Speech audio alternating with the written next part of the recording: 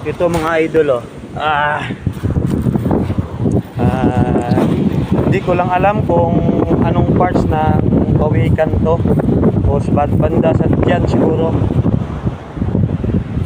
Kasi kami dati mga idol, pag manakit yung ngipin namin o may butas yung mga bagang namin, ito yung binibigay sa amin ng lolo namin, pang gamot.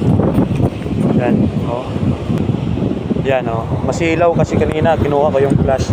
Bali ito, kinukuha to. Ito, yung parang pulbos.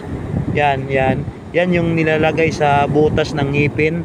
Yan yung pinakamabisang gamot namin dati sa sakit ng ngipin. Dito lang yan makukuha sa mga baybayin o sa dagat. Ito yung tiyan ng pawikan. Hindi lang ako sure ha, yung pagkarinig ko lang, pero parts to ng body ng pawikan o itlog. Ay, hindi naman itlog, basta galing to sa pawikan. Ito yung mabisang gamot sa sakit ng ngipin, lalo na kung may mga butas. Ganyan lang yan oh. Ito yung pulbos, yan yung ilalagay sa butas na. Try nyo to mga idol wala namang masama pag i-try, kasi ito yung gamot talaga namin dati.